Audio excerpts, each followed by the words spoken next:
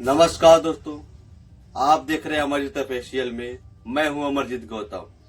बिहार की सियासत अब सिर्फ मैदान में नहीं बल्कि मोबाइल की स्क्रीन पर भी लड़ी जा रही है। सोशल मीडिया से लेकर सत्ता के गलियारों तक हर तरफ एक ही सवाल गूंज रहा है कि कौन बनेगा बिहार का अगला चेहरा, किसके पास जनता का भरोसा और किसके पास सिर्फ वोट बैंक का सियासत।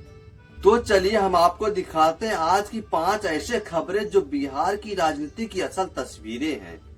पहले नारे सड़कों पर लिखे जाते थे, आज वही नारे इंस्टाग्राम पर ट्रेंड कर रहे हैं। बिहार में चुनावी हवा सोशल मीडिया की लहरों में बह रही है। जाति गीत, वोट बैंक पर तंज, नेताओं की रिमिक्स रील अब सब वायरल हो रहा है। रिपोर्ट के मुताबिक चुनावी कैंपेन का 40% हिस्सा डिजिटल हो गया है। राजनीतिक दल सोशल मीडिया पर कास्ट वेस्ट ऑडियंस टारगेट कर रहे हैं। जैसे कोई वीडियो खास यादव समुदाय को अपील करता है तो कोई मुसलमान के वोट के लिए इमोशनल टोन में जाता है। पारंपरिक पोस्टर और सभा की जगह मोबाइल स्क्रीन ने ले ली है। एनालिस्ट मानते हैं जो पार्टी सोशल मीडिया की नब्ज समझ लेगी वही वोट की बाजी जीतेगी, क्योंकि आज बिहार का दूसरा मतदाता अपने फोन पर व्हाट्सएप, यूनिवर्सिटी और फेसबुक से राय बना रहा है। महागठबंधन और एनडीए दोनों पर सवाल उठ रहे हैं कि क्या मुस्लिम समाज को सिर्फ वोट बैंक समझा जा रहा है या उन्हें सत्ता में असली हिस्सेदारी मिल रही है। चिराग पासवान ने तेजस्वी यादव पर तीखा हमला बोला है। कहा है तेजस्वी सिर्फ मुसलमानों को बंधुआ वोट बनाकर इस्तेमाल कर रहे हैं। वही महागठबंधन के भीतर भी यह चर्चा हो रही है कि उप मुख्यमंत्री पद किसी मुस्लिम नेता को दिया जाएगा।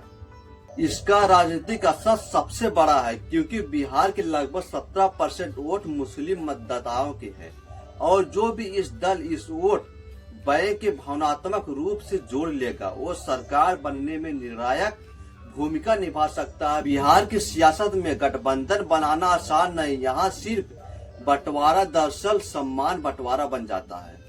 एनडीए और बीजेपी, जेडीयू और हम के 20 सीटों की खींचतान जारी रहता है। हर पार्टी चाहती है कि ज्यादा सीटें उसी के खाते में जाए।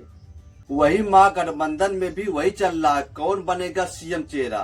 क्या तेजस्वी पर फिर भरोसा किया जाएगा या कोई नया चेहरा उभरेगा?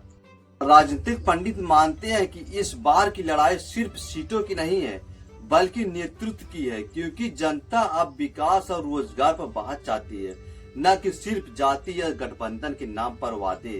कहते हैं कि बिहार में 2 चीजें कभी पुरानी नहीं होती, एक राजनीति और दूसरा उसका वंशवाद।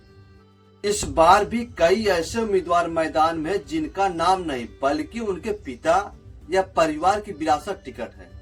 रिपोर्ट के अनुसार कम से कम 40 सीटों पर ऐसे उम्मीदवार हैं जिनके परिवार पहले से राजनीति में सक्रिय है। आरजेडीयू या जेडीयू सभी पार्टियां डायनेस्टिक फैक्टर से पूरी तरह मुक्त नहीं है। सवाल उठता है, क्या नए चेहरे राजनीति से गायब हो रहे हैं? क्या बिहार में राजनीति अब भी विरासत का खेल बनी हुई है? जनता के बीच नाराजगी भी दिख रही है। कई युवा मतदाता कह रहे हैं हमें नया चेहरा चाहिए, हमें नई सोच चाहिए, पुराना सिस्टम नहीं चाहिए। उप मुख्यमंत्री सम्राट चौधरी ने बयान दिया, नीतीश जी हमारे नेता हैं और मुख्यमंत्री भी वही रहेंगे। इस घोषणा के बाद एनडीए में स्थिरता का संदेश गया और वही विपक्ष इसे पुराने वादों की पुनरावृत्ति बता रहे हैं। राजनीति मायनों में ये घोषणा 2 चीजें साफ करती है। नंबर 1, एनडीए में नेतृत्व संकट खत्म।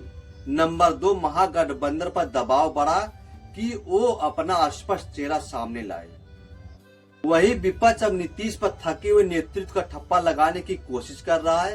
रोजगार विकास को बड़ा चुनावी मुद्दा बनाने की तैयारी कर रहा है। तो तस्वीर साफ है, बिहार की सियासत अब सोशल मीडिया से लेकर समाज के हर तबके पर पहुंच चुकी है। जाति की परंपराएं, धर्म की भाषा और परिवार की विरासत सब कुछ डिजिटल युग के नए रूप में लौट आया है। लेकिन असली सवाल यह है कि क्या इस बार जनता चेहरे को चुनेगी या चरित्र को? क्या बिहार की राजनीति अब विकास के मुद्दों पर लौटेगी या फिर जात वोट का खेल चलेगा? समय ही बताएगा। फिलहाल बिहार की सियासत में हर दिन एक नया मोड़, हर खबर में एक नया पेंच और हर पार्टी में एक राजनीति बन रही है। मैं हूं अमरजीत गौतम, आप देख रहे हैं अमरजीत ऑफिशियल में। बने रहिए हमारे साथ, क्योंकि यहाँ खबरें नहीं सच्चाई दिखाई जाती है। धन्यवाद।